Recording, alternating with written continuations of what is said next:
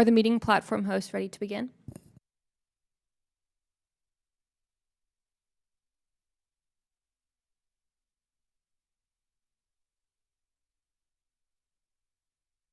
Good morning. I call this hearing to order. A quorum is present, and without objection, the chair is authorized to declare a recess at any time. Since we're working in a hybrid format today, just a few reminders of the rules of the road. If you're experiencing any connectivity issues, just make sure you or your staff reach out to our designated technical support so it can be resolved immediately. And without objection, members will be recognized in order of seniority for questioning witnesses today.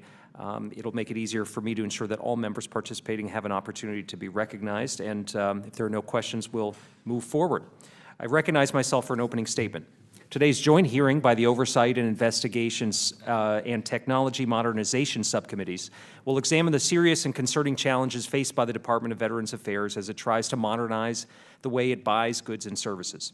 The department has a long history of failures when it comes to acquiring major new systems needed to provide benefits and health care to our nation's veterans. Ongoing delays, setbacks, and cost overruns have added up to billions of dollars in wasteful spending on these failed modernization projects. Our witnesses today will describe various solutions that VA is pursuing, along with solutions VA should pursue as it attempts to manage almost $40 billion in annual contract obligations, an amount that has nearly doubled over the past decade. It's easy for the real-world consequences of a major acquisition failure to become lost amid a jargon-filled discussion. We'll hear today about acquisition policy reforms, contracting standards, revised management frameworks, and best practices for program oversight. And these are all important concepts to wrestle with as we determine how best to serve our country's 9 million veterans. But let's first remind ourselves of some of the real-world examples that show the urgency of what we're facing. For years, VA has struggled to acquire a modern and effective electronic health record system. The system is critical for improving healthcare delivery. It will allow VA healthcare providers quick and easy access to a veteran's medical history for efficiently scheduling appointments, ordering tests, and ensuring quality care. Since the department first announced its deployment plan in 2018, VA's schedule and approach for rolling out the electronic health record system has been erratic at best. Both GAO and the VA Inspector General have identified multiple failures within the EHR system, including poor quality and inaccurate healthcare data, ever-increasing acquisition costs, and inadequate training that VA staff received before using the new system. Most shockingly, the Inspector General issued a report this summer detailing how the mismanaged early rollout of the electronic health record system resulted in actual harm to patients. This is simply unacceptable. The Government Accountability Office has also reported multiple times on the department's failed attempts to acquire a modern medical supply chain management system. During a November 2021 hearing, GAO testified to our subcommittees that the supply chain modernization failures resulted in hundreds of millions of dollars in cost overruns and years of delays. An updated purchasing and inventory system is still additional years from deployment, and in the meantime, VA hospitals must rely on an antiquated system for ordering medical supplies. Again, these problems have real-world consequences. The VA Inspector General issued 3 reports during the past year with examples of VA medical facilities that either ran out of personal protective equipment or were running low and had to ration.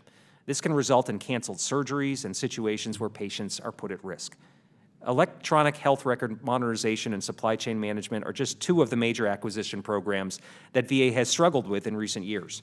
There have been starts and stops with many other initiatives, including an overhaul of the department's financial management and accounting systems and improvements to the IT infrastructure VA uses to manage its community care networks. It's worth noting that the Government Accountability Office added VA acquisition management to its high-risk list in 2019, meaning it's one of the most pressing problems across the entire federal government due to the amount of money that's involved and the nature of critical services provided to the public. Has the department made any progress toward addressing these major shortcomings? To the credit of many people, including our hearing witnesses who have worked hard to improve the way VA does business, the answer is a partial yes. VA, for example, has issued an action plan to address recommendations by GAO in its high-risk report, and a new acquisition framework is in place.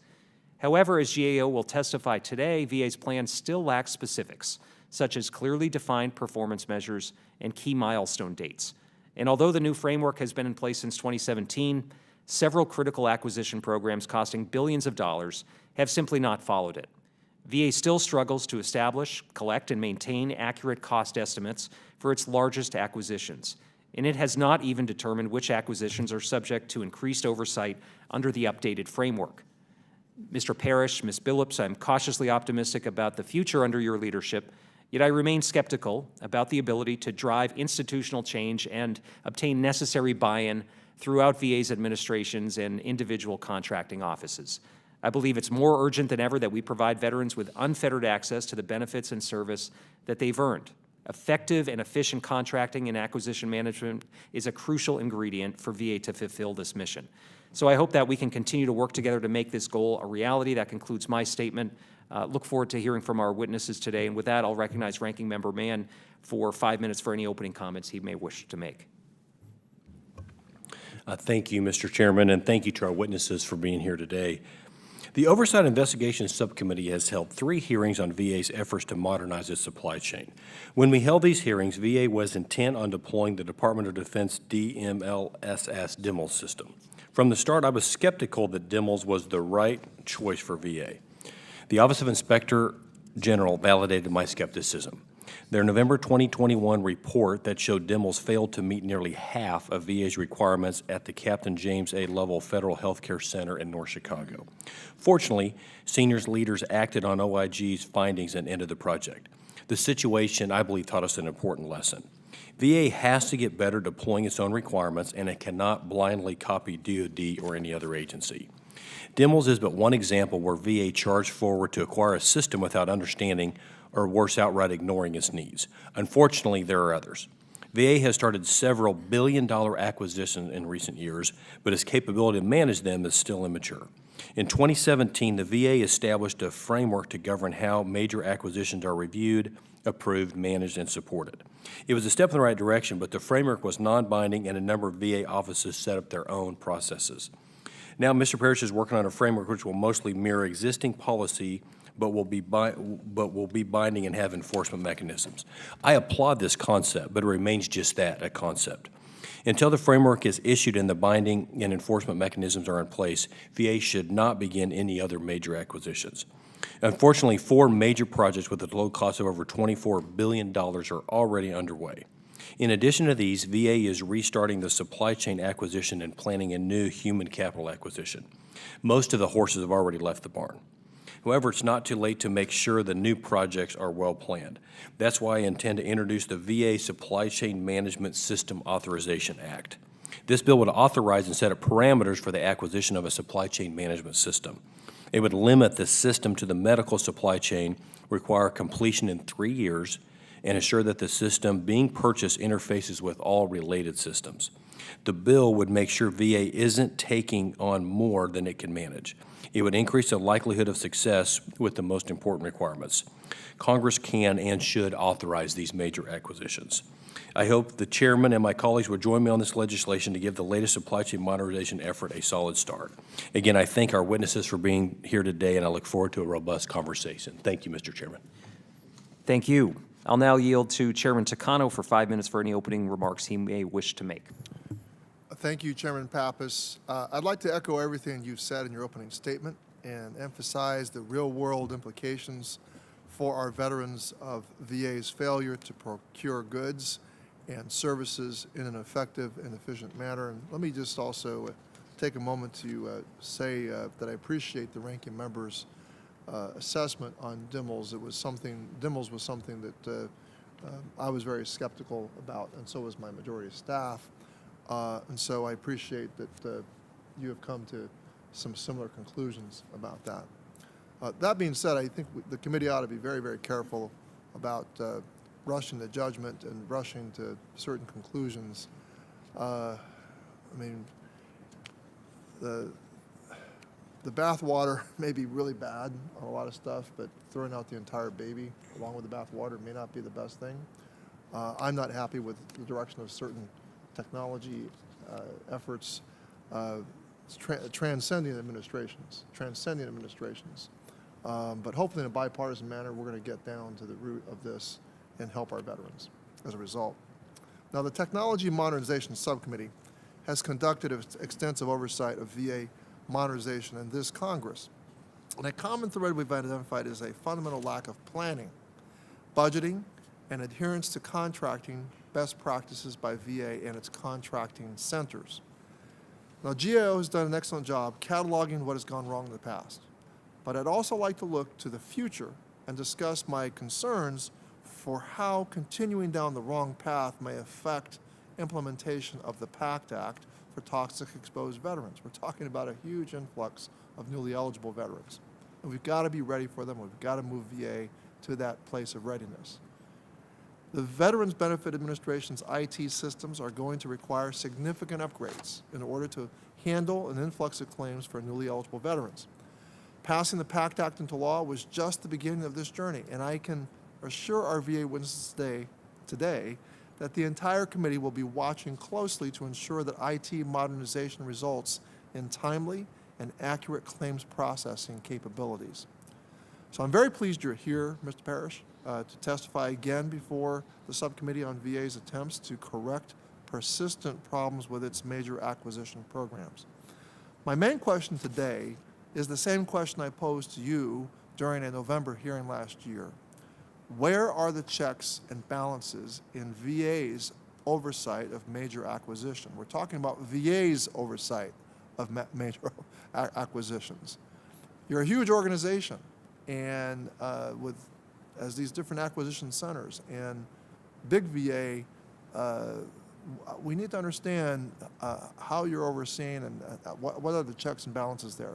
I still have not received a good answer to this question, and I've read your testimony. I believe that when you say you want to make positive changes at VA, I appreciate that, but I'm worried that you don't have the authority needed to halt problematic projects and course correct when necessary. That's what I'm worried about. We need to know what authority you require to make real improvements, not just at VA headquarters, but at VA contracting offices across the country. We spend too much time looking backward at failures, and I want to focus on solutions that will get your office and VA's contracting workforce in order. This is essential to the work our committee is doing on behalf of our nation's veterans. Veterans have been directly impacted by the previous acquisition failures and poor contract management, as evidenced by the EHRM program. Veteran health and welfare is at risk, and now that the PACT Act is law, I refuse to allow poor planning and inconsistent acquisition management to result in delays in providing benefits and care for veterans who are in need. So I want to thank you, Chairman Pappas, for bringing us all together, and I look forward to hearing from all of the witnesses and getting answers as to how we can get contracting on track at VA. I yield back. Thank you, Chairman Takano. I now recognize Ranking Member Rosendale of the Technology Modernization Subcommittee for 5 minutes. Thank you, Mr. Chair. Appreciate it. And thank you to all the witnesses for coming out and testify today. I appreciate the opportunity to step outside of our usual focus on the electronic health record and look at why the VA struggles to manage its major programs. There's essentially no rule book across the Department of Veterans Affairs to create and manage multi-billion-dollar information technology programs. Instead, every office has to work from its own rule book. The VA is a $300 billion a year enterprise, but it operates like it was still a sleepy little agency that it was 30 years ago. It's no wonder that these programs are all off track. Electronic health record modernization was created with practically no paper trail at all. EHRM has already obligated more than $5.5 billion, and it's been operating for 4 years without a reliable cost estimate or the ability to demonstrate the system is fully functional at even one facility. VA agreed to buy a supply chain management system, the DIML system that we've already heard referred to this morning, from the Department of Defense in a handshake deal. There's not a business person in this country that would take a transaction of that magnitude and conduct it on a handshake deal. 2 years later, the Office of Inspector General found it failed to meet half of the VA's requirements. Another roughly $300 million spent. The Financial Management Business Transformation Program is one of the more successful efforts, but it's been forced to postpone major strategic decisions time and time again. In my nearly 2 years on this committee, I've seen the VA create a lot of new bureaucracy, but there's been no consistency or accountability. The Government Accountability Office produced a 48-page report detailing what's needed. Here's my summary. Here's what I think we need. No contract or system can be approved without a business case. The team that proposes to award the contract or purchase the system has to go before a board and present that business case. The board must approve that effort. That business case, including the cost, the schedule, and the performance information, must be reported to this committee. Then, the Congress, starting with this committee, must decide whether to authorize the program. Once the program is underway, the team has to go back before the board and periodically present its progress.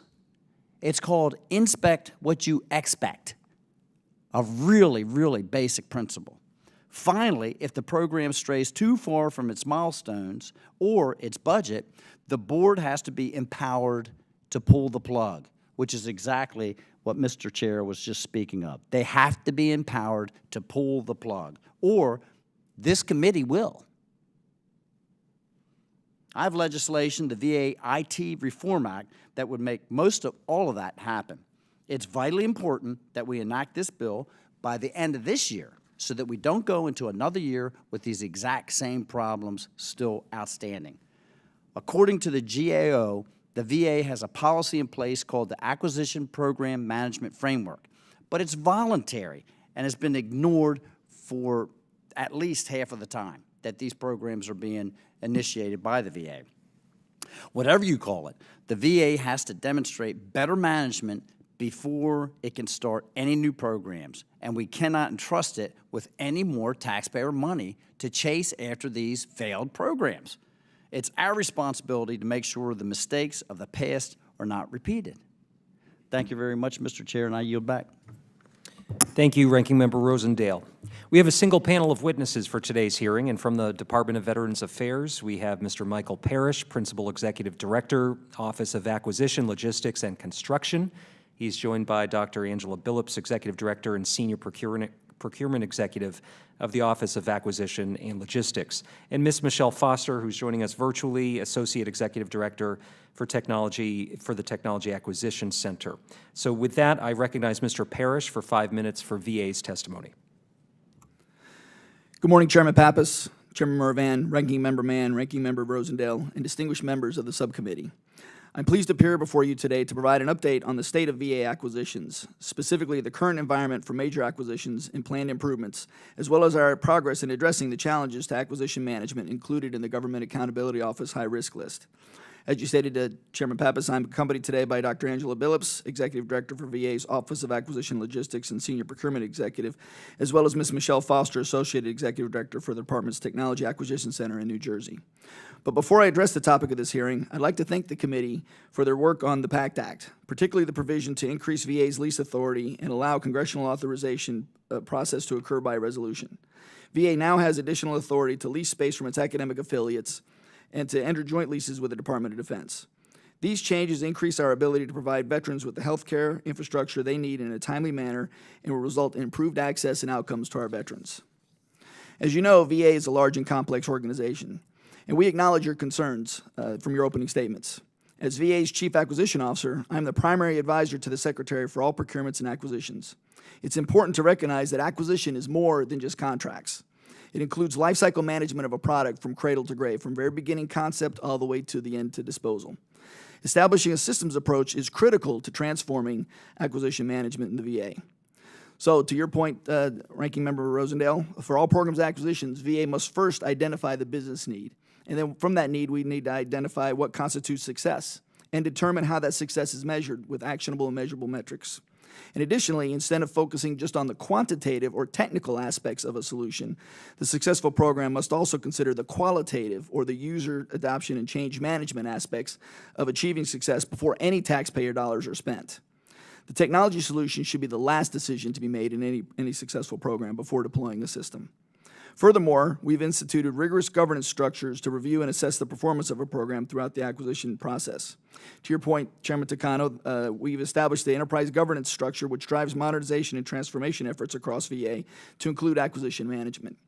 Acquisition management governance and oversight ensures that programs and projects adhere to sound acquisition management practices and principles, make good business sense, and comply with applicable policies, laws, and regulations.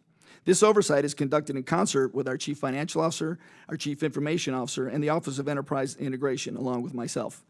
For example, we regularly meet to review major information technology acquisition programs and portfolios in line with the Federal Information Technology Acquisition Reform Act, FITARA.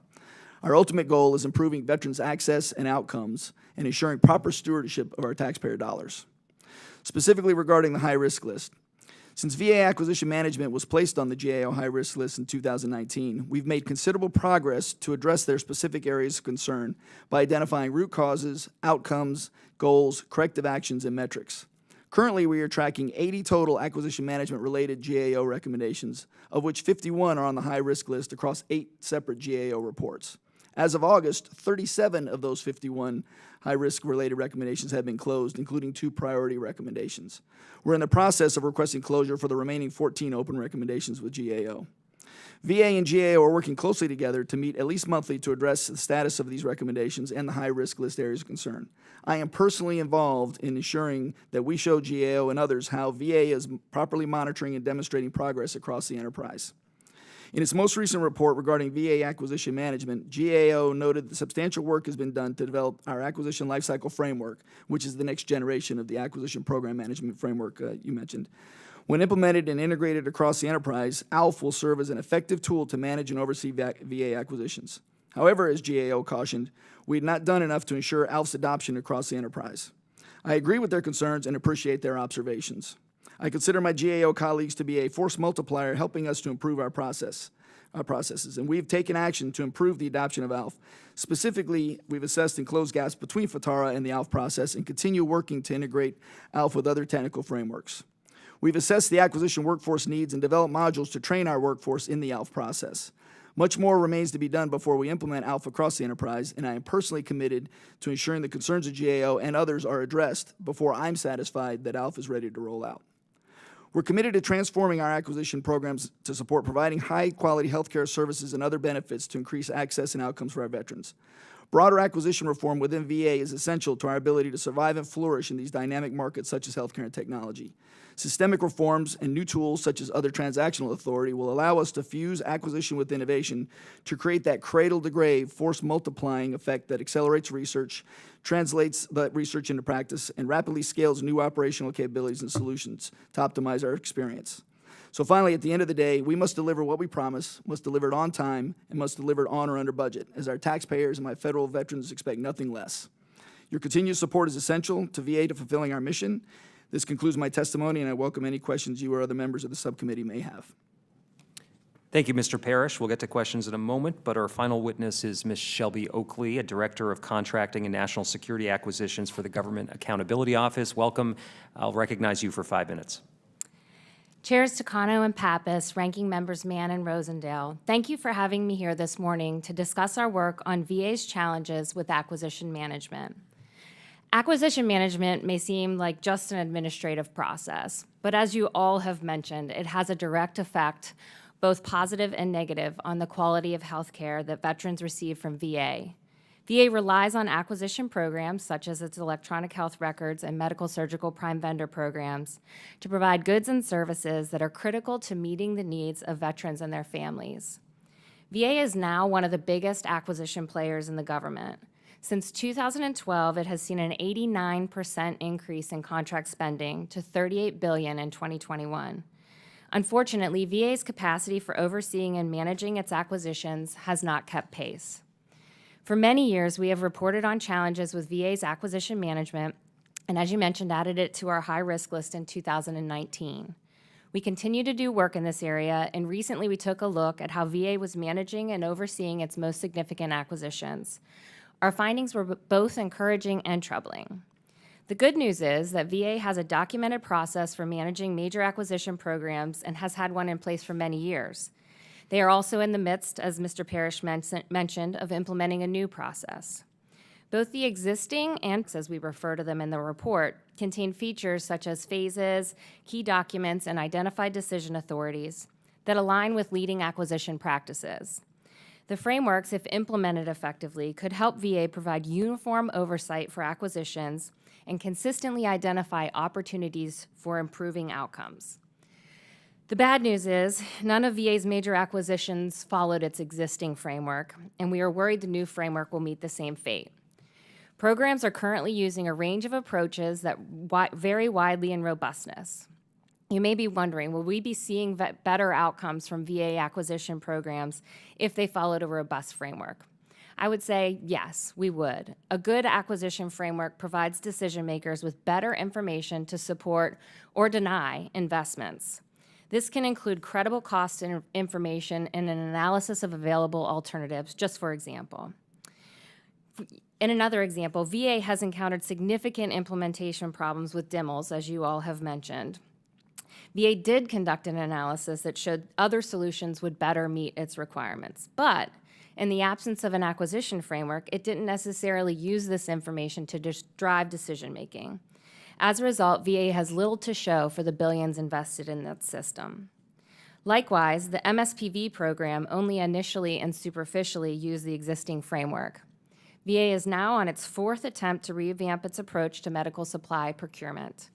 And its approach, as I've testified before, has been reactive to challenges and not strategic, something that a framework can help address. While VA has done a lot of work to develop a new framework and tools, we are concerned that it isn't well positioned to implement it.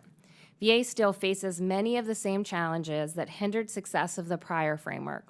For example, VA can't readily identify programs subject to various levels of framework oversight, doesn't know if it has the workforce with the skills necessary to implement the various aspects of the framework, especially at the program level, and has no current strategy to actually enforce its use. We recommended that VA delay implementation of the new framework until it addresses these issues. VA concurred, but outlined no specific actions in its response. The effective implementation of this new framework is critical to help VA address issues that led it to be on our high-risk list. VA's draft high-risk corrective action plan provides an assessment of the progress it has made and its continued plans to improve acquisition management.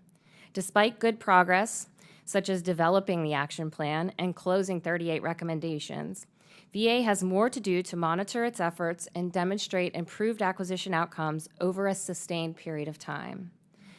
To wrap it up, I am encouraged by the time and attention VA is investing to improve acquisition management. It is clear that Mr. Parrish is leading that charge and is committed to making necessary changes.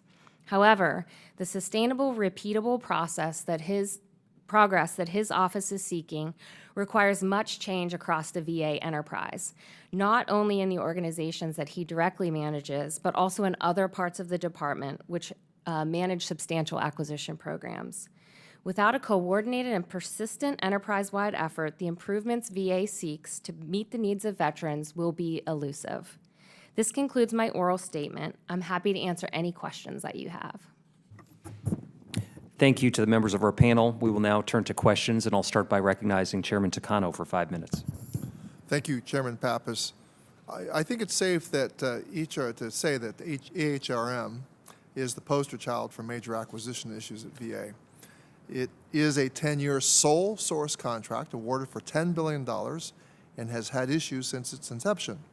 And we are currently dealing with the very worst repercussions of little to no acquisition planning or oversight, which have resulted in patient safety issues.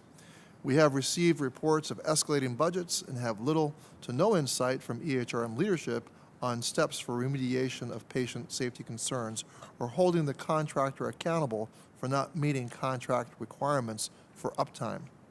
So, Mr. Parrish, what level of involvement do you currently have in ensuring that VA is addressing long-standing issues with the system and the contractor? So for the EHR program and for all the programs, it's important to note that under Secretary McDonough's guidance and the overall team, we are very focused on jointness and transparency. And so instead of where previous programs might have been working in a silo, we work across the enterprise together. So our team obviously is focused with the TAC leading the effort on contract management and focusing on enforcement of that contract, which, as you know, has a service level agreement that's in place. So we regularly participate in program reviews, work with the EHRM-IO office under the leadership of Dr. Adiram, and we're deeply involved. And the contracting officer, along with the contracting officer representatives, are as I say, fused at the hip with the program office team. Well, do you feel that, I mean, I'm not clear about the answer to my question, which is the level of participation. What level of participation do you have? Do you feel that the level of participation that you have for this program is sufficient to be successful? I think that we have some acknowledged challenges with the requirements aspect, and really, as we've all acknowledged, that patient safety is non-negotiable. And until the system is able to prove that it's able to deliver what has been promised, then we should be really reevaluating what we're doing going forward. And so the involvement for myself and my team, I think, when it comes to trying to right-size. But, sir, Mr. Parrish, is it sufficient? Is the level of involvement from your team? I think where our team is involved is sufficient, yes, sir. Well, do you feel that you have the authority and capacity? Again, do you have the authority and capacity in your position to impact change on the contractor's performance and remediate these longstanding issues? Do you have enough authority? Specifically to EHRM, the program decision authority is the deputy secretary. That's how it was designated by Congress. I realize that. The deputy secretary at that level, let's be real, do you have enough authority to intervene? I believe I do, yes, sir. Okay. Now that the Oracle has been purchased by Cerner, I'm concerned about safeguards in the contract related to the sharing or use of veterans' personal health information. Have you reviewed the contracts to ensure that personal health information of veterans is adequately protected? Yes, sir. We validated that all data is owned and managed by us in government. Government owns all the data related to EHRM. I'm glad to know that we own it. That's established in law, but I'm trying to understand the practical ways in which we safeguard that data from a major company that. Anyway, I want to ensure that veterans' information is protected and that they can continue to have the utmost faith in how VA is handling their information. Yes, sir. That's first and foremost. Yes, sir.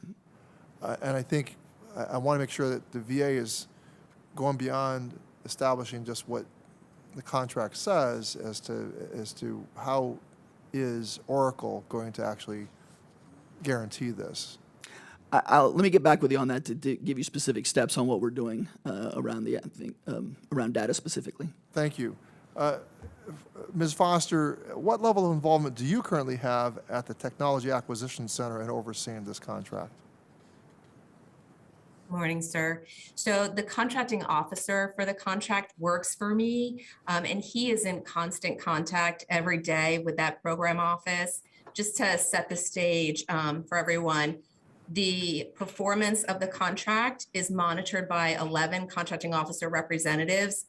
You might find in federal government that a lot of those, what they call CORs, are actually folks that do that as an other duty as assigned. On this particular program, these are full-time contracting officer representatives. They do report up to the program manager. Okay. But like I said, this contracting officer is in constant contact with that program office. Okay, my time is really up. I just need a quick answer. Do you feel that the Technology Acquisition Center has done an adequate job in overseeing this contract to date? Yes. You do? From our standpoint, we have. Okay, I yield back, Mr. Chairman. My time is up. Thank you, Chairman Takano. I'll now recognize Ranking Member Mann for 5 minutes. Thank you, Chairman Pappas. Mr. Parrish, VA has to be able to develop its own requirements, not ignore them or copy other agencies. How will your acquisition framework guide employees through developing the requirements and require them to be reviewed to make sure that they pass muster? Thank you for that question, Ranking Member Mann.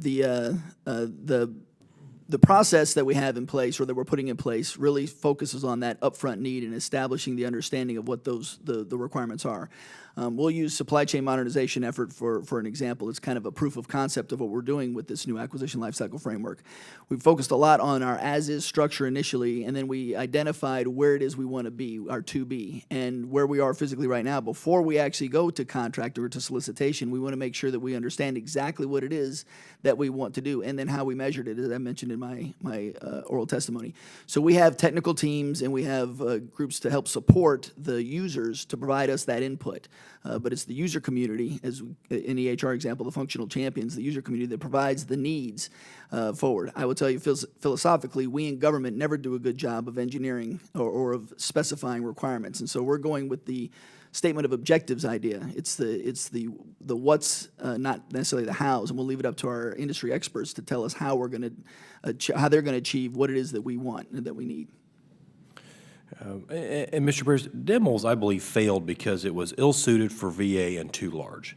Do you agree your latest supply chain effort, which you just mentioned, should target the most important requirements first, then move on to the others, rather than trying to do everything all at once? And if so, what requirements have you prioritized? Sure, yeah, so thank you for that question, sir, as I mentioned in the supply chain modernization effort, I call it a Rubik's Cube type of effort. It's a system of systems. There's not one size fits all to cover the disparate organization that we have in VA.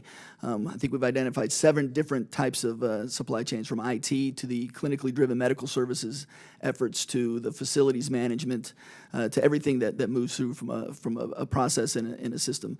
So the top 4 that we've identified, the absolute needs, and this is why we're not waiting for ALF to come out before getting this, is you've acknowledged and others have acknowledged, is enterprise visibility into inventory management, enterprise visibility into order management, enterprise visibility into asset management, both high-tech equipment, capital assets, as well as facilities, and then finally, enterprise supply chain risk management or resilience, which are the 4 top components that apply to all 7 of those different supply chain efforts. Thank you. And last question for you, Mr. Pierce. The supply chain request for proposal was supposed to be released in August, the RFP. However, that did not happen, and we still have not seen any cost and schedule information for the project. What internal reviews or approvals still need to happen before you solicit a contract, and when will you give this committee documents explaining these reviews for approval? Sure. So as I mentioned in my oral testimony, we've identified the business need and validated that through that governance structure all the way up to our VA operating board to make sure we maintain that jointness and transparency. We've also identified what we define as success, and where we are now is identifying those measurable and actionable metrics. And so there have been a lot of conversations from previous efforts over the last years on different open items and issues that we've been kicking the can down the road on, and this has caused us to have some very detailed and crucial conversations internal to VA to get those problems solved. So no longer are we kicking the can down the road, but we're going to make sure we get these answers right and committed to before we start looking at spending taxpayer dollars. And then when do you plan to issue the RFP? So what we've done, one of the other great collaborative efforts, I think that's a proof of concept for this effort, is we've ensured that we're getting field input as well as industry input. And so in this work with our partners, is we've done a draft statement of objectives that we put out a few months ago, received 68 pages of feedback, and we've addressed those pages of feedback. We're getting ready to roll out another round of our statement of objectives to make sure that our industry partners understand or agree with how we're operating, and that should go a long way to making our actual solicitation and then the actual deployment of whatever the winning solution is kind of more focused on cost, schedule, performance. So we anticipate having that next draft out in the next few weeks, and then we anticipate once we make that milestone, and it's really around artifacts and establishing that structure, part of that rigorous oversight in that lifecycle framework, probably in sometime in the next weeks or months. So not a specific date yet, but we want to make sure we get it right before we commit to an arbitrary schedule. Okay, thank you. See, my time is expiring. Thank you, Mr. Chairman. Thank you, Ranking Member Mann. I'll now recognize myself for 5 minutes of questions. And Mr. Parrish, maybe I can start with you. I talked in my opening about the problems with major acquisitions, including EHRM and supply chain management.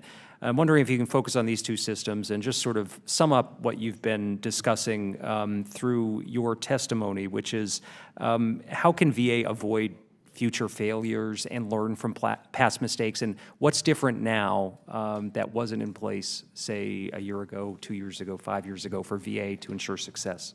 I think two big answers to that, Chairman Pappas, is the jointness and transparency, that we're working as a collaborative team, no longer in a siloed fashion. I think that's gone a long way to help us understand the urgency and the need. The other part is that quantitative and qualitative understanding and that rigor of oversight that we've established with our VA Operating Board, chaired by the Deputy Secretary, and then ultimately the VA Executive Board, chaired by the Secretary. And then, as I mentioned, the oversight, the programmatic oversight, working with myself, the CFO, and the CIO to kind of work on these major acquisition programs to make sure that all the proper processes are in place, the business needs were properly established, and then also we know how we're going to define success and measure success. So those are key components. And I guess the other big component going forward is that there are no waivers or options to be able to kind of voluntarily follow the process. It's a mandatory process, and it's enforceable. Ms. Oakley, maybe you can react to that, and I'm wondering if you can talk a little bit about the August report that found that VA hasn't been able to get acquisition management on the right track, still lacks a real framework, and correct me if I'm wrong, that VA hasn't even determined what modernization programs would be included in this framework for increased oversight. Sorry. Yes, absolutely. Happy to react to that. I think that, when we're talking about what's different from before to now, right, there are some things that are different. This ALF framework is intended to apply to all acquisitions, right? So everybody that does an acquisition within VA is supposed to be following the tenets of this ALF framework. And so that's a good thing.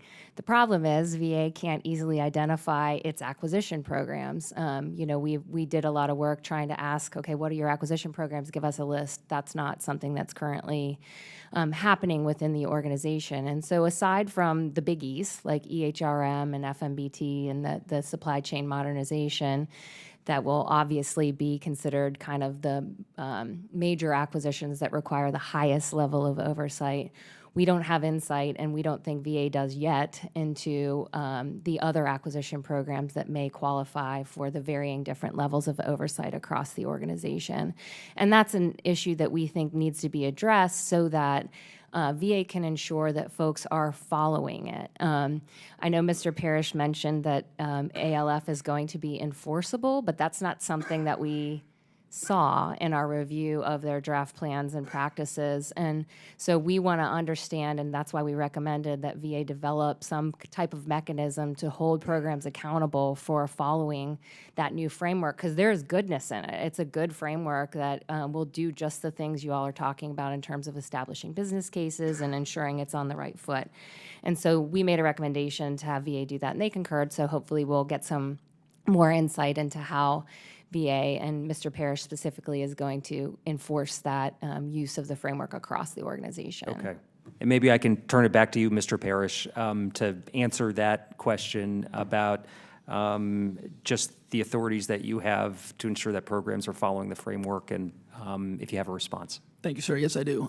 First of all, acknowledge that one of the challenges we have is properly defining what we consider a major acquisition program. In the APMF, the Acquisition Program Management Framework, it identified an annual cost of $10 million and other criteria, which would mean almost every program is considered major. So we're modernizing that, and one of the toll gates we need to get is approval. Part of that jointness and transparency is approval of what we define what a major acquisition program is. So right now, the discussions with the CFO and the CIO and myself are around a proposed definition of any program that has an annual life cycle cost of $500 million, an annual cost of $500 million, a life cycle cost, cradle to grave, of over $1 billion, or anything designated by senior leadership in VA. It would be considered a major acquisition program. Let me ask you this. Can you stop a program if it's not following the correct framework, or if you don't think the program is ready to proceed? I think with our current governance structure, we do have the ability to stop programs. Yes, sir. Okay. My time's up, so I will now recognize Ranking Member Rosendale for 5 minutes. Thank you very much, Mr. Chair. Mr. Parrish, VA released the Determination and Findings Memo justifying the sole source contract with Cerner, but we've never seen any other documents explaining how the decision to select Cerner was made or demonstrating the business case. So as you outlined, we've never seen the information that said, here's what success looks like, and here's how much it's going to cost us to achieve that. We really haven't seen that. What else exists, and will you commit to providing that information to this committee? I do commit, and I will get back with the program office to ensure that we provide you anything and everything we had from the original genesis of the program. Yes, sir. Okay, Mr. Parrish, Cerner has submitted a number of change orders requesting compensation for delays during last year's strategic review, as well as delays due to COVID. VA is modifying the contract to make those payments. Why did VA concede the government delay argument? I think you're talking about the COVID, early on, some of these requests for equitable adjustments were done in concurrence with Cerner, and we, not knowing how COVID was operating, the government was asking Cerner to stand by, so they committed early on to pay those equitable adjustments. These are in the early years of COVID.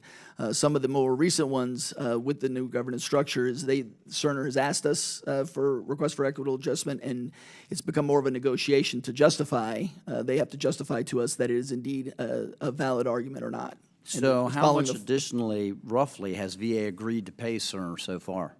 Let me pass that to Ms. Foster, who probably has the actual number details. I do. They've requested 98.6 million, sir, and we've negotiated with them down to 44.9 million. Down to what? What was that again, Ms. Foster? 44.9 million. 44.9 million. Yeah, we can go back to the exact dollars, but roughly. Okay, Mr. Parrish, on July 27th, 2022, okay, Mr. Sicilia, there we go, Sicilia, of Oracle testified before this subcommittee that, quote, got the testimony right here, Oracle intends to deliver the AHR system across the entire VA for the amounts contemplated in the current contract, end quote. We heard you state earlier the focus on providing transparency and outcomes is where you're focused. How can we reconcile Mr. Sicilia's statement with these additional charges for delays, for modifications to make the system fully functional? I think I'm going to have to take that one for record, Congressman Rosendale, to get you a more detailed answer on that.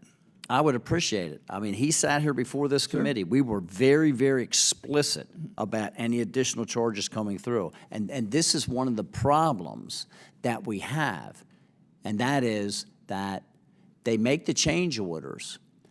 VA continues to accept those change orders. It increased the cost, and then we have no ability to say that they're not honoring their contract, whether it was Cerner or Oracle, because the Veterans Administration continues to sign change orders and allow them to change the very contract that we need to have available to us to use as a hammer. Sir. That's the position it's placed us in. Do you believe the strategic review was successful and worth the additional payments? I believe the strategic review that I was personally involved in identified a lot of gaps and a lot of challenges that need to be addressed. And I will also highlight that the period of performance of the current contract expires next May. And we've started now to establish our negotiating strategy and our plan to be able to strengthen and improve that contract based upon the findings of the strategic review and other ongoing efforts. Because as I mentioned earlier, as you've heard from many other witnesses in other venues, that patient safety is non-negotiable, and our veterans deserve the best, and we're not going to continue to roll something out just because it needs to be rolled out. It needs to work first. And again, this is something that we've been asking for and that we were assured of by Secretary McDonough, and it has not been honored. This program has been rolled out in other facilities, and it was assured to us in this hearing room and in my office personally. Secretary McDonough assured us it would not be rolled out until it was fully functional in the Spokane facility, and we have not seen that happen. I understand you're examining the Cerner contract again for changes to increase accountability. Got it. In the last hearing, I heard Dr. Adirham why VA I asked Dr. Deeren why VA has only withheld $156,750 for Cerner's failure to meet the service level agreement for the system uptime. Do you think it's a fair penalty for over 44 days of outages, degradations, and losses of functionality? I do not. Coming from the corporate world, it would be different, and that's something that we're looking at renegotiating. Thank you, Mr. Chair. I see I'm out of time. I'll yield back. Okay, thank you, Ranking Member Rosendale. I've got General Bergman next up, but I'm wondering, General, if you don't mind, if I recognize Chairman Takano. He's got some additional questions before he heads out. Chairman Takano, I'm so happy. There you go, Thank Mr. you. Chairman. Thank you, General Bergman, and I will look for an opportunity to repay you in kind. So, continuing with Ms. Foster. Ms. Foster, can you tell me, are there any opportunities for negotiation with Oracle now that they have acquired Cerner to improve upon the initial contract awarded in 2018? So we're really focused on that option period, right? So the base contract does expire in May of 2023. So we're gathering the team throughout the agency, actually. So we have stakeholder input on, okay, what has worked, what hasn't worked. And so we're going to pull that together. And those are going to be the items that we focus on. And Mr. Parrish, spoiler alert, gave away one of those things, which was the SLA. Well, do you see opportunities to ensure that more accountability is built into enforcing the service level agreement requirements? Sir, nothing is going to be off the table. Let me put it that way. So, have you taken any steps to ensure that there is no conflict or duplication of work between Oracle and whoever is awarded the Program Management Office contract? so you're referring to the EHRM PMO support contract that right now is expiring. So we're in the middle of that acquisition right now. So I'm not able to discuss in a public forum a lot about that. But what I can tell you is organizational conflicts of interest are certainly something that are examined in all of our procurements. Well, thank you. Ms. Oakley, given your recommendation in your report, you are requesting that the Chief Acquisition Officer increase their responsibility and impact on major acquisitions across VA. Do they currently have the capacity to enact your recommendations, or will this require authorization of new authority and potentially more funding from Congress? Thanks for that question. Yeah, our report didn't actually suggest any additional authority. The CAO, by legislation and policy, has pretty broad authorities with regard to acquisition. You know, for example, things like acquisition program management, acquisition program monitoring. So these things all exist.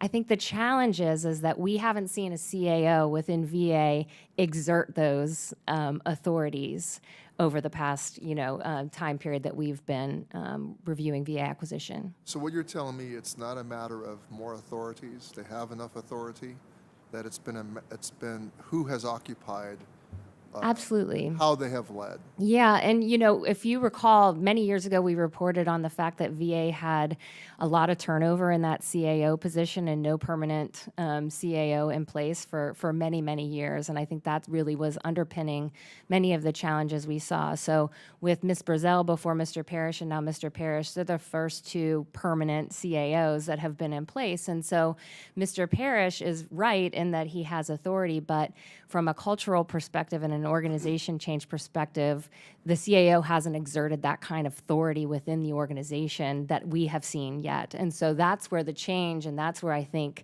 the big challenge is going to be, is how does he kind of use the authorities that's vested in him as a CAO to make those changes that he's looking for. So colleagues, on a bipartisan basis, I've seen in my tenure here a tendency for this committee to change over in terms, but I beg of both members on both sides of the aisle going forward that whoever chairs this committee to remember what this testimony is, the continuity of who's in leadership, the fact that these positions go vacant. We the Congress we're not the day-to-day managers. We're not the day-to-day people in charge. And we've got to ensure that somehow these leadership positions don't go unfilled, that we get them filled, and that there's some continuity, maybe even across administration, so that there is some institutional memory, and that we get people in these key positions. And Mr. Rosendale, I will quibble with one point you made about 30 years ago. VA was a little institution or something like that, but a small. I don't know that it was ever, even 30 years ago, small. It's certainly the second largest government entity in the government, and given the resources we even have as a committee to oversee it, it's something on a bipartisan basis that we might continue to discuss. We need more oversight for the type of organization we're trying to oversee and make work for our veterans. So anyway, it's not a, no, but I take your point. I take your point. The point you were making. I take. It's well taken. I'm well given. All right. I yield back, Mr. Chairman. Thank you. And thank you, General Bergman, for being patient. I'll recognize you for 5 minutes. Thank you. And it's, I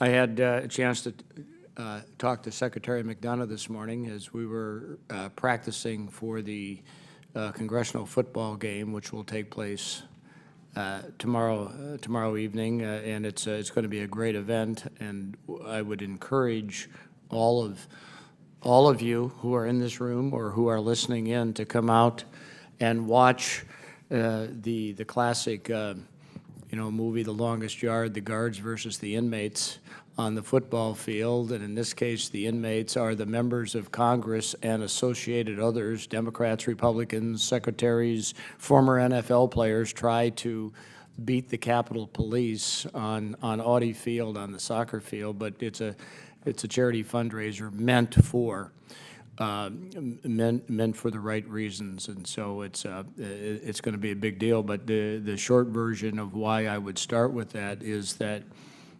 I don't know of anybody with a bigger task in front of them at the cabinet level than Secretary McDonough, because a bureaucracy the size of the Veterans Administration is unwieldy.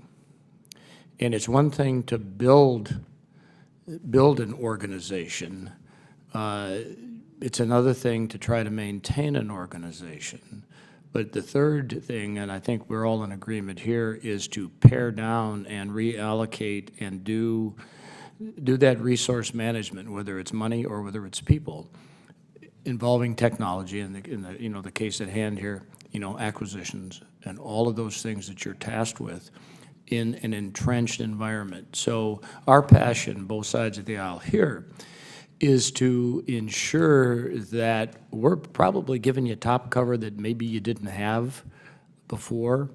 I don't think there's anybody on this panel that hesitates to be the bad guy if it's in favor of the veterans and if it's in favor of what you're trying to achieve. We just need to see where the small, to use the football analogy, 3 yards in a cloud of dust, a little bit here, and to see the progress that goes on every day. But, Mr.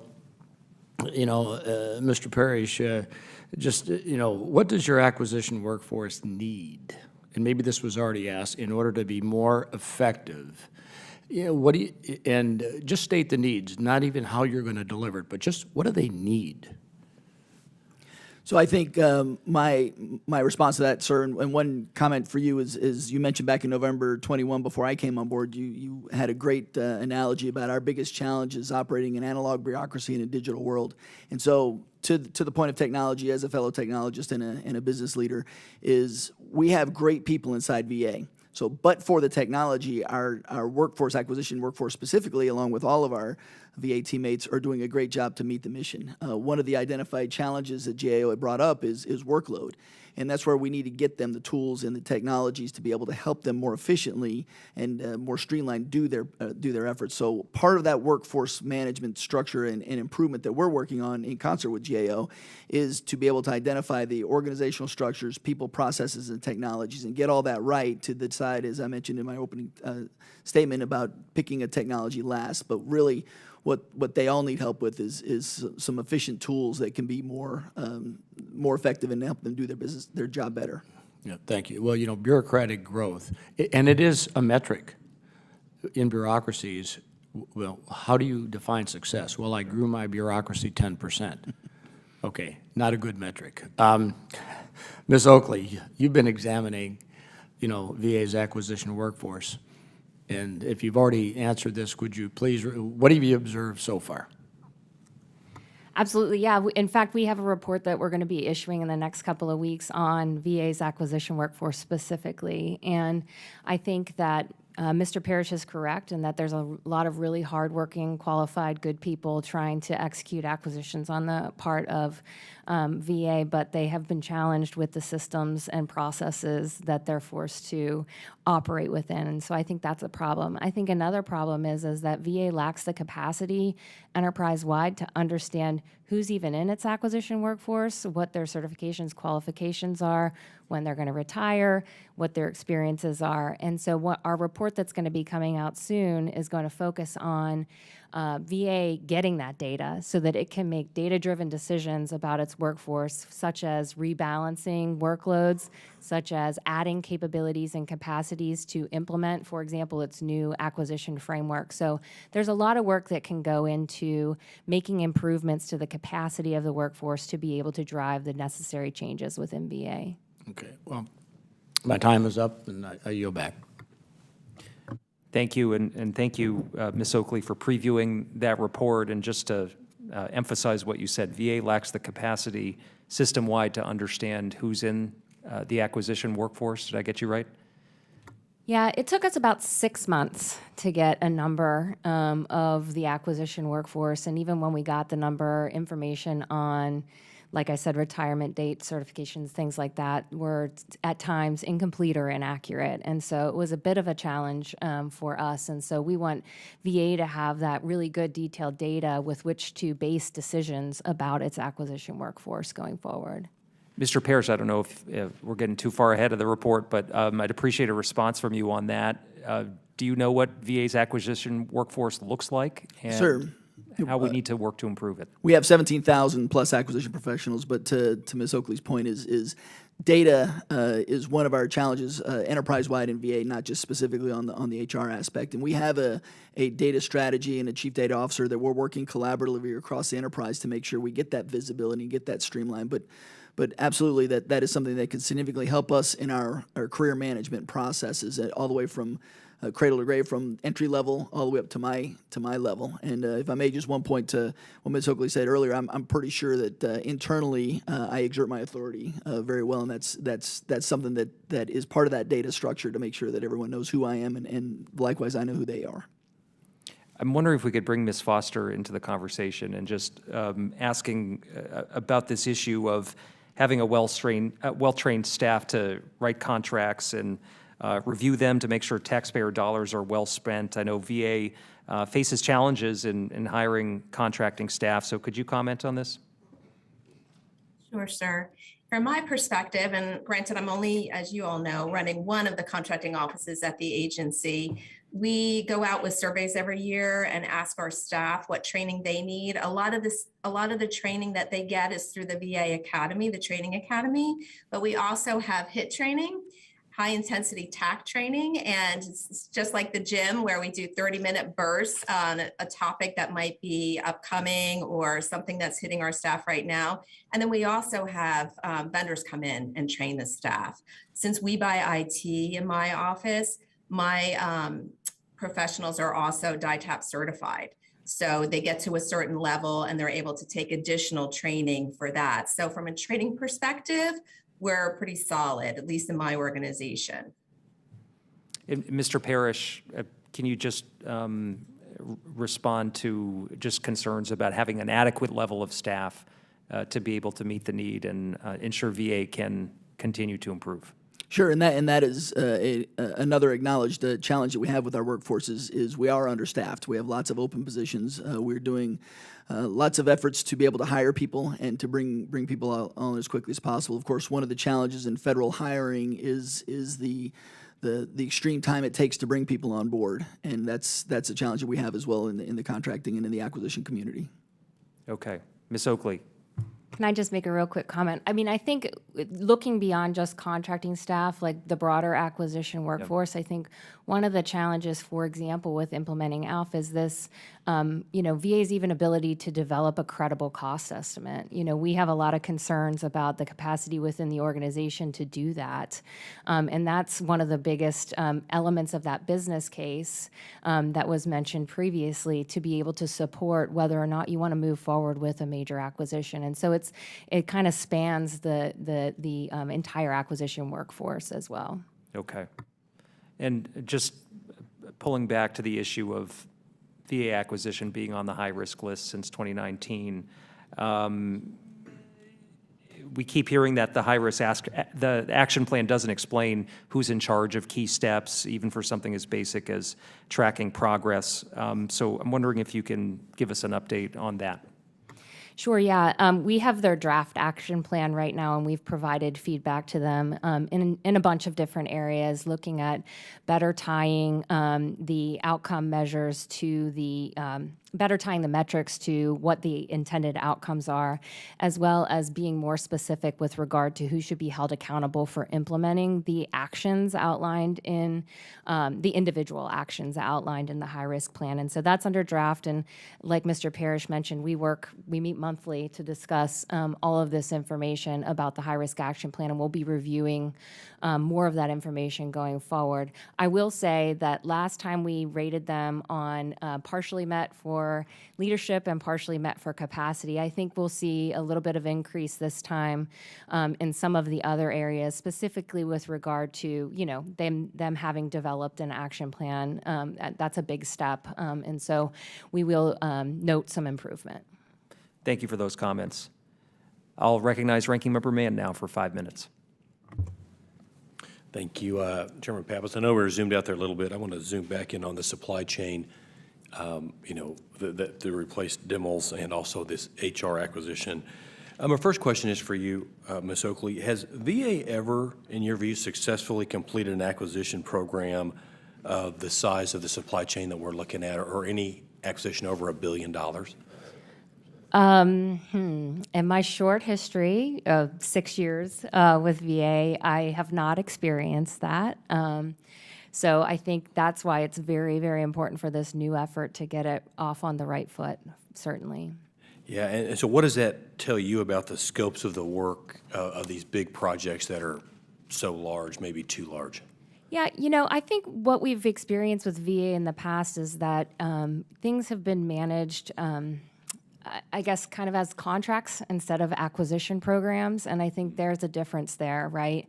Getting a good contract in place is a good idea, but managing the entirety of the program and what it's intending to achieve is, very important as well. And I think that that's one of the things that we would look to see with this implementation of ALF is that VA thinks of things that they used to think of as just a series of contracts as more of a program that needs to be managed and overseen with more rigor. Next question, thank you. Mr. Parrish, for you, even with the more focused scope for the supply chain effort, many different offices within VA will have to collaborate and contribute their requirements. In the DIMLs project, my understanding is that was very contentious, even within the Veterans Health Administration. What are you going to do different this time? So what we are doing different, Congressman Mann, is that collaborative, qualitative buy-in and use, that the user adoptability portion I mentioned as far as the concept. So and these are standard business practices, industry best practices that we're incorporating, and I would argue that federal government has challenges with this across not just VA, but what we're doing in VA to kind of make this a proof of concept is making sure that up front, as I mentioned, all that hard work and all that buy-in, all that understanding is done initially. And I think the big difference now, as I mentioned earlier, than what we were doing before is it's not headquarters-driven, pushing down, we're corporate here to help. It's more from the bottoms up where we have users input and user buy-in up front, and we won't go through the specific toll gates, and these are those go, no-go milestones that we won't go through those till we actually have that user buy-in from the beginning and their inputs for those, as I mentioned, objectives as a requirement. So having them, along with our industry partners, to know what the art of the possible is up front beginning before we start bending any metal, start spending any money, start doing any of that effort. That's the hard part and the secret sauce of any good systems engineering program. Yeah, that's right. Turning to the HR system acquisition, my understanding, the request for proposal for the system was supposed to go out in July, but that's been delayed. Why was that delayed? Well, sir, that's a great example of exactly how we're overlaying that governance structure, and it started with how Fatara, our CIO team and the OIT team identified it, and we're working collaboratively with them that we designated as a major program, and because of such, we make sure that it's meeting all those toll gates and those artifact documents, having a program office in place, having it formally structured, understanding the business need, understanding what success looks like, and understanding the metrics to measure. So no longer are we just picking a technology and establishing a contract. We're making it a system, and we're making it understood up front, cradle to grave, what the whole plan is. And would you commit to not releasing the request for proposal until you've issued the acquisition framework and provided the business case to this committee? I will commit to making sure that we don't issue the proposal until we have the business processes in place that are the artifact documents that we've established for the acquisition lifecycle framework. The timing of the acquisition lifecycle framework as opposed to the timing of the programs, we will do our best to make sure that they're aligned. Yes, sir. Okay, and I agree with Mr. Rosendale's earlier sentiments that what seems to be happening is many times these are getting rolled out, we don't know about it, and we then get looped in after the fact, and the horse has left the barn, so to speak. Last question for you, Ms. Oakley. Do you have confidence that, given the VA's track record, the supply chain or the human capital acquisitions would be successful if they started now before the VA implements your recommendations? In a perfect world, obviously, they wouldn't roll out until ALF was implemented and being executed and understood to be effective. But it's pretty well developed, ALF is at this point. I know Mr. Parrish is still working on various aspects of it that he isn't fully pleased with. And so I'm hoping that VA is taking care in these acquisitions, if they do decide to move forward with them ahead of time, that they're following those tenets of ALF, even though it's not officially implemented yet, to be able to establish them on a sound business case so that we don't have this same hearing a couple of years from now. Exactly. Thank you. I see my time's expired. Thank you, Mr. Chairman. Thank you. Ranking Member Rosendale, you're recognized for 5 minutes. Thank you, Mr. Chair. Just to put a couple of numbers on the record, now that my dear friend Chairman Takano has left, and not to quibble, his favorite word. Oh, he's back again. Not to quibble, but in 1992, the total expenditures for the VA were $33 billion a year. $33 billion a year. In today's recognition of dollars, that is a small institution, and now we're at $400 billion a year. That has grown exponentially, dramatically larger. One might say it's huge, okay? And it's faster and larger than even inflation. So, yeah, we do have to recognize that there's a big problem going on there, especially considering the outcomes that we're witnessing, which is why we're all here. And I do appreciate you being on the other side of this dais and working together to try and resolve it. That being said, Ms. Foster, glad you're still with us. When you consider the adjustments that you made for your counteroffer, that's my words, not yours, to Cerner or Oracle at this point, I guess, for these adjustments, are you going to factor in the additional staff that Man Grand staff, Columbus, and other sites were forced to hire just to compensate for lost productivity? So the details around that, sir, I might have to get back to you on, but what I can tell you is we look at, when it comes in, we look at it for that deployment site. So we're renegotiating as we need to based on that deployment site. Okay, again, I would really like to have the details on that, because after negotiating many contracts myself over the years, okay, when we get into this back and forth of this counteroffer, and I see another $100 million going into an institution that has not given us any deliverables yet, that does not have a fully functional system, and they're demanding more compensation, I would certainly hope that as you begin those negotiations, that you would take into consideration the additional staff that has been required to stay online at these facilities in order to just address the problems that they created. If not, please invite me. I will help you through that negotiation process gladly. Or how about the severe deterioration of morale and turnover that those facilities have experienced, and that surveys that we have access to have demonstrated severe morale problems? Does that get factored in as well? So it sounds like you're a good negotiator. And what I would say is all of those things would be on the table. I know this is a public hearing, so those who be on the other side of the table, I'm sure, are listening right now, but I appreciate, absolutely. Well, I would certainly hope that they were considered, and we need to try to establish, and I am not the expert there, some type of value that we can place on that loss of productivity and the destruction of the morale in those facilities as a direct result of rolling out this new EHR. Mr. Parrish, how are you going to strengthen the financial penalties to create a real incentive for change? So since we are establishing our negotiating strategy, I will follow back up with you once we have that established. But one of the things we will do is to make sure that there are enforcement mechanisms that are better than the limited service level agreements we have, more in line with what we do on the industry side. Right now, the VA is paying for a broken system that's dragging down entire hospitals, the pharmacy, the delivery of health care, and there's no recourse.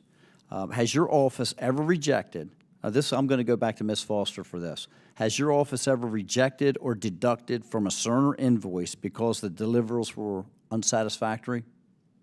So, sir, I will tell you, the contracting officer representatives that are under the PM, those are the ones that are reviewing those invoices. So deciding on whether they should be rejected or should be accepted with Cerner payment.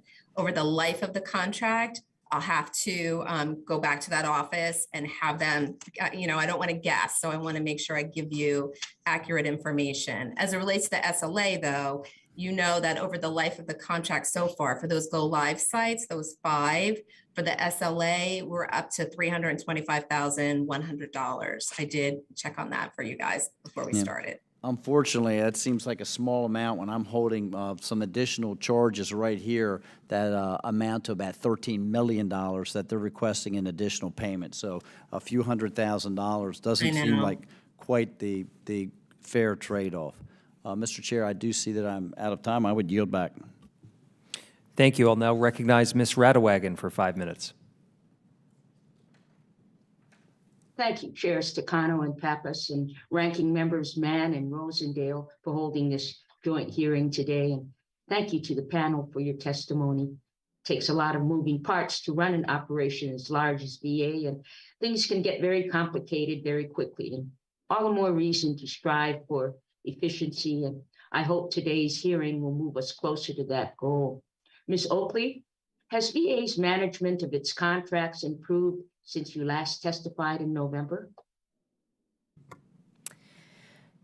I would say that VA's overall acquisition management function is headed in the right direction and is improving. And Mr. Parrish and his office have focused on implementing our recommendations.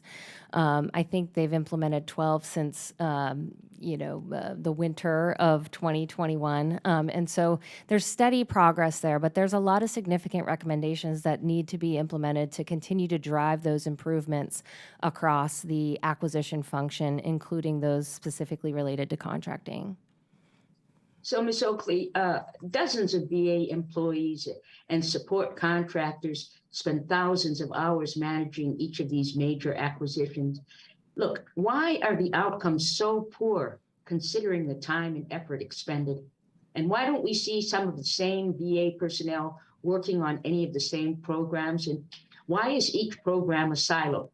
Well, I guess I've shoved 3 questions in here all at once. That's all right. I mean, I think you've pointed out a key challenge is that, to date, programs have kind of operated with their program-specific approaches to governance and oversight. And I think that that leads to a situation where VA doesn't have a consistent and repeatable process for accountability for acquisition programs. And I think that's exactly what they're trying to do with ALF. I mean, consider EHRM, since we've been talking about that a lot. When they did their comprehensive lessons learned process, what ended up happening was additional rigor was added to their governance processes, right? So it was kind of deemed that what they were doing wasn't sufficient to oversee and manage that program as a whole, let alone the contracts. And so I think with VA's new process, if it's implemented correctly and if Mr. Parrish can continue to exert the authority and drive the change within the organization that he intends to, it will hopefully result in programs that are more consistently managed and will provide the Congress with more consistent information on those programs so that you all can do your oversight as well. Thank you, Mr. Chair. I yield back the balance of my time. Thank you, Ms. Radewagen. I'll now recognize General Bergman for 5 minutes.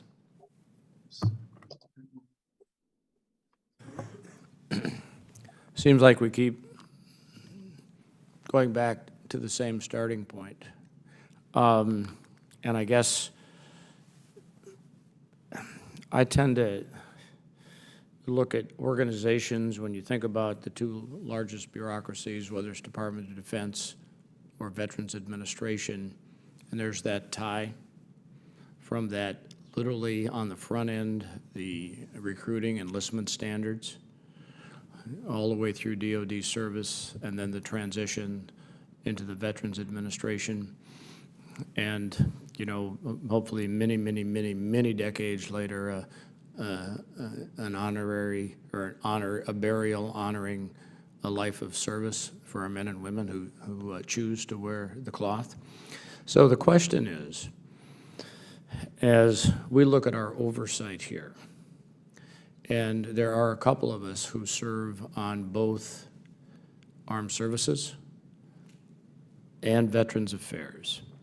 As you look at driving the change of the acquisition and driving the, however we're transitioning from analog to digital and retraining and rescoping and, reorienting, are there any lessons learned that you all, in trying to implement what you're trying to do, can glean, especially, let's say, from the Department of Defense, if there is any, or other organizations, whether they be public or private, that rather than trying to, the old phrase was, well, if we didn't invent it here, it's not worth anything. So are we, through your efforts and through what you bring from the private sector, are we making any attempt to capitalize and showcase things that worked so that those of us, again, in the oversight capacity can go, wow, that was working out here in the private sector or some other governmental agency. And I'm trying to get a feel for the mood of how accepting you are to someone's bringing an already existing or an 80% idea into what you're trying to achieve. Sir, I will add that we're absolutely doing that. In this new age of jointness and transparency, the cultural shift in VA, and I will add as a service-disabled veteran myself, having come from the original, one of the early acquisition corps officers in the Army, growing up in DoD, we realized we shouldn't blindly follow DoD. We're a different organization. While we should work together and take the best practices, I've never really been a good follower, but I like to make sure that we're doing the best and taking the best of not only what was done and learned in DoD, but also what's learned into the corporate world. So the mission of the Department of Defense, as you know, is to fight and win our nation's wars. Our mission is to care for those who bore that battle and their widows and orphans. And it's 2 different missions. It's a different age group, different dynamic, different patients, and it's critical that we understand that and we're not just blindly following or taking the exact same programs that DoD has while we want to work together. So to interrupt, Yes, sir. agree completely on the different missions, but bureaucracies are bureaucracies. What is the mission of a bureaucracy? Okay, that is the basic question here, because we know, those of us who have chosen to sit on the VA committee, and those of us who understand the single critical element is money and funding. If we don't, as the federal government, begin to get a handle on, and it's not intentional, I believe in most cases, bureaucratic waste, but it occurs. Right.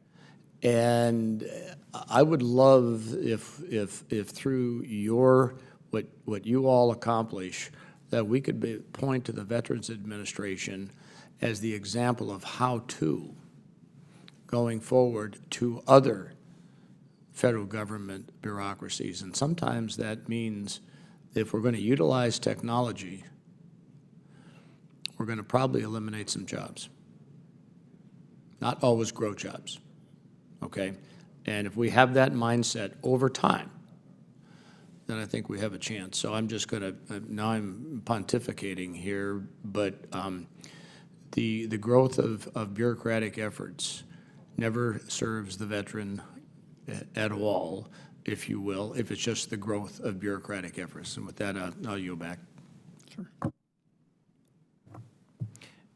Thank you, General Bergman. I'll recognize myself for another question or two here, and then we can do a third round with the subcommittees. I'm wondering if I can ask about the issue of the medical surgical prime vendor program. In November 2021, we had a hearing. I asked the question of VA if we were moving forward with DIMLs. There was no answer at that point in time. There really hasn't been an answer since then. And I'm wondering if you can answer it today, if we're still planning on moving forward with DIMLs. Sir, DIMLs is only deployed at the joint facility in Chicago. We are not planning to move forward right now with the program. It's on hold. However, medical surgical prime vendor, we've assessed a strategy, and where the original concerns from the legal findings from the judgments that we received last year, we've kind of changed away from the focus on only Defense Logistics Agency providing support. We're in fact rolling out a new contract, the next generation contract, which is focused on having that best-in-class and best practice not tied to DLA, to making sure that we're legally sufficient and we're able to serve our veterans' needs. When is that on hold until, and when will we know? The DIMLs program? Yes. So DIMLs is a component of the overall supply chain modernization effort. We're using that as a reference architecture because the original requirements document that was originally assessed is a key component of the efforts that we're doing in the supply chain modernization effort. But the program itself is not moving forward. So in other words, so there's no when you can offer us today, or what the future of DIMLs looks like across VA. I think I'll take that as a due out once we assess what the solutions will be once we have our supply chain modernization solicitation out. So probably early January, February timeframe. Okay. Yes. We're a year since we last discussed this issue before these subcommittees, and we look forward to clarity. We are interested in clarity. And we are interested in, all the frameworks and processes that are being developed that are going to improve things moving forward. So with that, I don't have anything further. Maybe I can turn it over to Ranking Member Mann for any questions. Thank you again for being here. Two quick questions, two more additional questions, both for Ms. Oakley. Once the acquisition framework that we've talked about is in place, with all the processes and reviews and documentation, how are you going to then determine whether it's actually producing better acquisitions? Yeah, absolutely. So we want VA to put in place metrics and measures to assess the implementation of this new framework, right? How are they going to determine that the outcomes are any better? But at a very basic level, The framework requires development of artifacts that are things like your cost estimate, your schedule estimates, your requirements document, your analysis of alternatives. These things didn't consistently exist for other acquisition programs, and so they will provide somewhat of a baseline from which to be able to measure the progress of these acquisition programs. And so that's kind of how we would use that initial documentation, that initial business case documentation to assess the outcomes. But overall, that's a program by program look, right? But like overall, how effective is it at driving changes in acquisition outcomes? Is it going to be an important thing for VA to set up as it rolls out the program so it understands what changes it needs to make, or if it's all good? Yeah. And final question again for you, Ms. Oakley. Why is it beneficial for Congress to authorize large projects like supply chain? Yeah, that's a tricky question, but obviously it provides you with the information that you have. It requires the provision of information about the programs to you all, so that as you're authorizing funding to be used for these programs, that you're bought into it as well, that you know that the money that you're authorizing is going to be used efficiently and effectively. And, this is kind of similar to other organizations, right? The Department of Defense has an annual authorization act where programs are authorized every year. And so there's a lot more ability to drive oversight and decisions from a congressional level with that mechanism in place. Thank you. I believe that's the direction that we need to move, and this hearing has kind of confirmed that for me. So thank you very much. With that, Mr. Chairman, I yield back.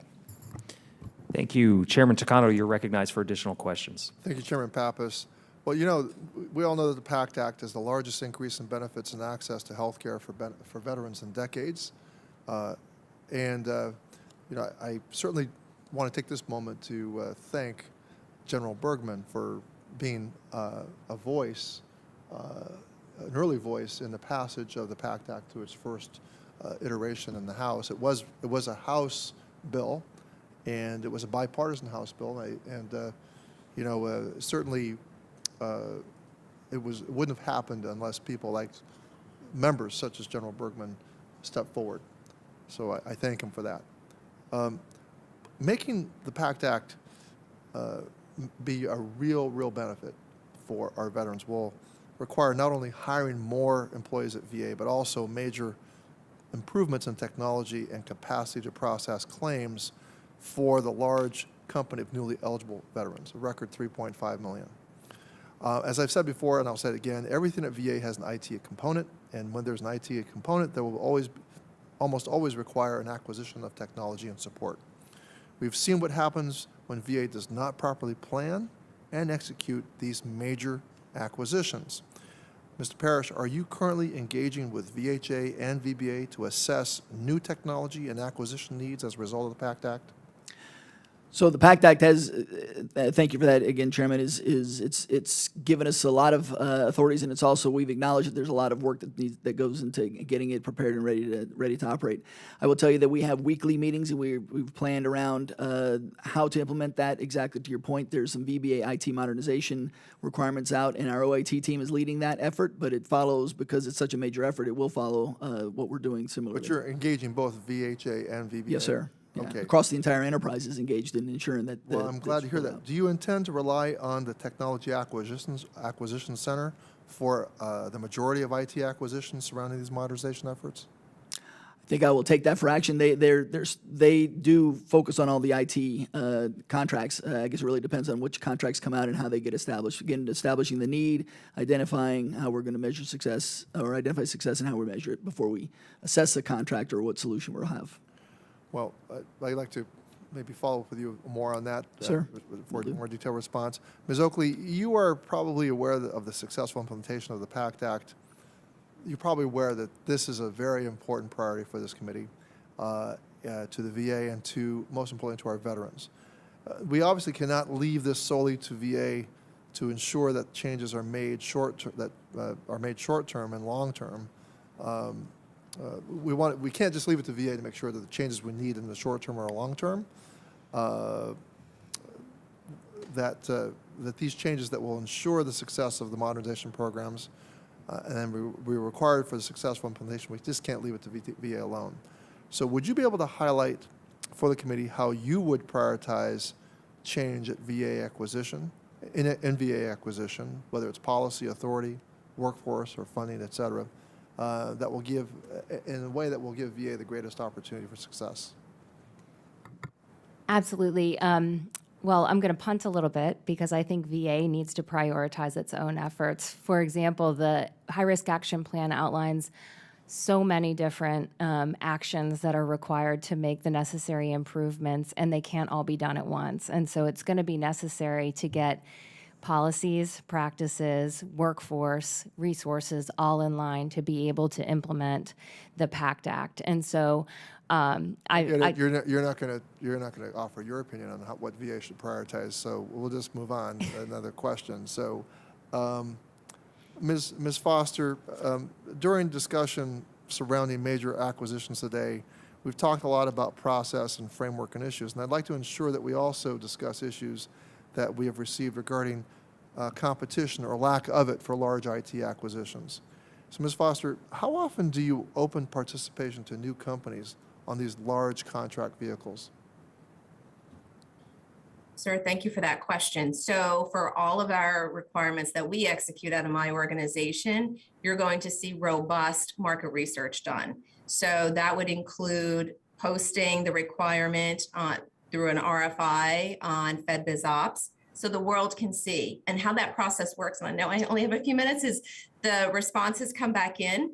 They're shared with the program office to do a technical capability assessment. And depending on where those vendors have contracts, that's where we're going to target so we can get the most competition. So that's how it works. Any sole sources, though, are supported. I know I have the red. Any sole sources are supported by justifications and approvals in accordance with the FAR, though. Well, thank you. You know, as is common now in federal contracting, smaller companies are acquired by larger government contractors, which can potentially lead to conflicts of interest. And I'm interested in knowing the process at the TAC for ensuring that there are no conflicts of interest for contractors that you've made awards to, and I'll be interested to follow up with you since my time is up. I yield back. Thank you. Ranking Member Rosendale, you're recognized for any additional questions. Thank you very much, Mr. Chair. Mr. Parrish, do you think it's defensible for the VA to start any new major acquisition programs until all the elements that Ms. Oakley details in her report are in place? I think you're specifically referring to the supply chain modernization effort, sir, and I will attest that the using that supply chain modernization effort as a proof of concept for the acquisition lifecycle framework is ongoing. So we're not following previous procedures. We're following this new governance structure that I was talking about. And I think the urgency and the importance of getting our workforce and our teammates information and getting them a tool that they can use versus the Excel spreadsheets and the stickies that they're using today will help us improve our access and outcomes for our veterans. And the acquisition lifecycle framework, just to be clear, is close to being deployed here soon. I think the gaps we have are really around that qualitative aspect I mentioned earlier, as far as ensuring that we have buy-in and we have proper training, and everyone from the ground up is using the system to ensure that we don't get back to where we were on the previous efforts as far as. I understand that, but the problem is, Mr. Parrish, if we are instituting a system when we still have demonstrated that we don't have the procedure with which it was to define the exact work so that you can define success on an outcome, Sure. that Ms. Oakley has identified all of these additional problems, why would you want to implement a system? It's like building an airplane while you're already have taken it off the ground, as they say around here. No, I guess what I'm saying, sir, is that we're actually using that process. We're using that life cycle framework as an example for the supply chain modernization. So we're not building an aircraft in flight. We're not actually proceeding until, as I mentioned, we have all that hard work done up front and all that decisions and buy-in done up front before we actually start letting contracts. Ms. Oakley, are there any other large federal agencies, and large being a relative term, as we have seen, not that I want to quibble about it, that don't have a functional acquisition management structure in place, or is this unique to the VA? Well, my experience is mainly with NASA and the Department of Defense, and both have very mature, well-instituted acquisition frameworks. And even recently with the Department of Defense's transformation to the adaptive acquisition framework that they're calling it, to allow for more flexibility and innovation. The process there was pretty well established, and the buy-in was there from the beginning. And so I think what we saw at VA over the past decade or so with a framework that's in place that no one was using, that's not something that I've witnessed at any other organization that I've experienced. Thank you, Ms. Oakley. And talking to the VA executives, do you find that many of them don't believe the department is adequately equipped to manage these major acquisitions, or do they think that they're fully prepared? I think it depends on who you talk to. I think Mr. Parrish and his office and the folks in there who are well immersed in this process understand it, understand how it's going to work. But I think as you get further away, the understanding of expectations becomes a little murky. And that's kind of what we saw as we did our review on major acquisitions, understanding what the acquisition life cycle framework is, what the new requirements are going to be for folks in those offices, I think is one of Mr. Parrish's challenges, to be able to get that kind of socialization out there so that everybody is operating from the same page. Okay, so Mr. Parrish, back to you.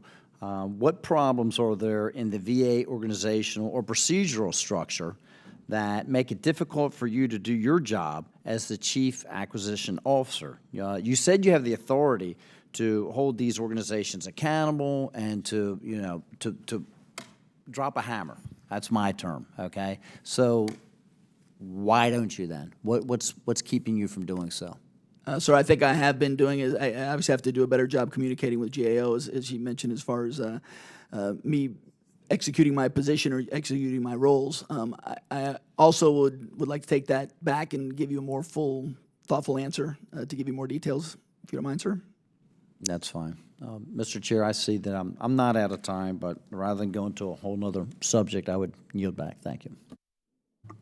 Well, thank you. I think we've exhausted most of the questions, and certainly the work continues. But I appreciate all of our panelists for sharing their perspectives today and providing testimony for our subcommittees. Do any members wish to give closing remarks? Ranking Member Mann, you're recognized. Well, thank you for doing this. Like I said, I think it's clear that from Congress' standpoint, we need to make some structural changes to provide more oversight to prevent situations like Dimmel's that's happened with two different administrations and other processes as the VA goes out and does these big procurement, these big procurements, and we need to have more oversight and know about it ahead of time and authorize it and move in that direction. So this committee, this hearing only confirms that in my mind. So thanks for doing this. Ranking Member Rosendale, any closing comments? Sure. Thank you very much, Mr. Chair, and Mr. Chair for the full committee, Mr. Chairman Takano, and the witnesses today for coming out. Everyone on this committee is focused on one thing, and that is making sure that all of our veterans receive the benefits that they've earned, that they deserve, and that we've promised them.